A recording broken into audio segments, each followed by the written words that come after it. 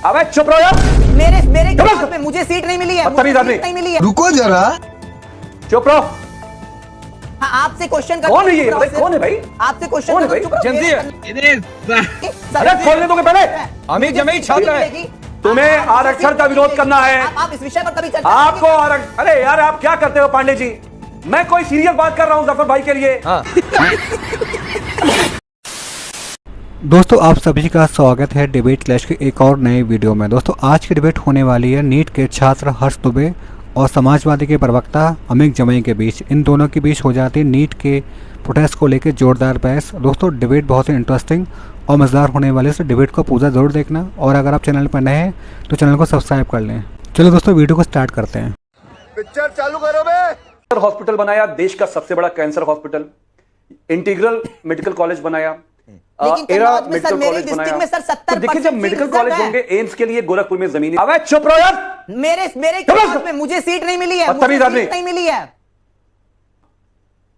हाँ, आपसे क्वेश्चन कौन है ये? भाई कौन है भाई? आपसे क्वेश्चन कौन है भाई? जल्दी है। कन्नौज के डिस्ट्रिक्ट में ही। अरे खोलने दोगे पहले? अमित जमीन छात्र है। तुम्हें आरक्षण का विरोध करना है। आप इस विषय पर कभी चर्चा आपको आरक्षण, अरे यार आप क्या करते हो पांडे जी? मैं कोई सीरियस बात कर रहा हूं जफर भाई के लिए। हाँ। इनको आरक्षण से, ये आरक्षण अच्छा, के विरोधी हैं। हर्ष, ये मंडल कमीशन के विरोधी हैं। हर्ष, इन्हें आरक्षण नहीं चाहिए, रहेंगे। इन्हें बाबा साहब का संविधान नहीं चाहिए। बाबा साहब अम्बेडकर से इनको नफरत है। दुबे जी सेम होने चाहिए ना? क्या है? हमको कहे सारे सेम होने चाहिए ना? एक तो बच्चा आपका काम ये है। अच्छा आप जाइए बेटा, सुनिए बेटा, एक मिनट बेटा। अमित साहब अभी लाठी डंडा आप खाए नहीं हो क्या? जाइए झारखंड, जाइए झारखंड, बच्चों के आंदोलन में शामिल होइए। टेलीविजन पे बैठ के बीजेपी के हाथों में इस्तेमाल मत होइए। अच्छा, ये आप हमारे देश का भविष्य है। ये मंत्र में नहीं गए, आप झारखंड में नहीं गए, ये आप आंदोलन को सपोर्ट नहीं कर रहे हो। अमित जमीन ये अलग तरह का बच्चा है। मैंने सुना है। अरे पांडे जी मैंने सुना है, ये मुझे बीजेपी से घर जंतर मंतर के बच्चों को ये माओवादी बोलता है। ये बच्चा हमारा, ये तो लेटेस्ट न्यूज है। कौन मेरा घर चला रहा है ये बताइए मुझे। बीजेपी इस्तेमाल कर रही है, आप लोगों के हाथों से इस्तेमाल हो रहे हैं। अगर आपसे क्वेश्चन पूछने आज जन जी आ गए तो आप इस्तेमाल हो रहे हैं। अच्छा हर्ष, आप जाइए झारखंड। हाँ, आप बेटा जाओ झारखंड, बच्चों के आंदोलन में हम आपका साथ देंगे। टिकट का पैसा अरेंज करा, आप जाइए, झारखंड चला जाऊंगा। आप कन्नौज छोड़े। लेकिन सर वापस लेने के बाद भी एक जंजी जो आपकी विचारधारा से शायद सहमत नहीं है, आप उसको सुनने के लिए नहीं तैयार है। आपने 15-30 सेकंड में हर्ष नहीं बोलेंगे। हर्ष दुबे प्लीज नहीं बोलेंगे आप मेरा लय तोड़ रहे हैं। नहीं ठीक है, अगले 30 सेकंड सिर्फ अमित जमाई की आवाज होने आ रहा है। मेरा लय तोड़ रहे हैं। अगले 30 सेकंड सिर्फ अमित जमाई बोल रहे हैं। मैं जब बात बोल लूं फिर से कहिए, मुझसे सवाल कर लें। हाँ ठीक है, अगले 30 सेकंड सिर्फ सवाल जफर भाई से करना चाहिए, मुझसे सवाल कर रहे हैं। अरे किसी से कर ले जंजी भाई, अगले 30 सेकंड सिर्फ। मैं ये कह रहा हूं कि शिक्षा के मैदान में अखिलेश यादव जी ने भारत के सबसे कामयाब मुख्यमंत्री हुए। भाई मारो मुझे मारो। 14 विश्वविद्यालय उन्होंने उत्तर प्रदेश में बनाए, 6 सरकारी 8 गैर सरकारी, जिसमें मेडिकल कॉलेजेस शामिल हैं। अरे नीट करके जब आओगे तब है तो डॉक्टर बनोगे जब मेडिकल कॉलेज होगा, जब सीट होगी। गोरखपुर में एम्स के लिए जमीन दी अखिलेश यादव जी ने। भारत का सबसे बड़ा कैंसर हॉस्पिटल, जिसमें आज सारे गरीब गुरबा लोग चाहे कन्नौज के हों, आजमगढ़ के हों, झांसी के हों, वो आज वहां जा सकते हैं। ठीक। तो हम इसलिए नाते पूछना चाहते हैं कि आखिर सरकार नीट में पूरे देश में पर्चे लीक करवाए।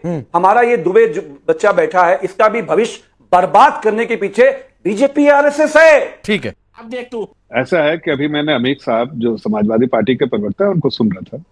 उन्होंने कहा कि अखिलेश जी ने बहुत एजुकेशन के इसके सेक्टर में काम किया है, स्कूल कॉलेज बनवाया है, लोगों को शिक्षा दी है।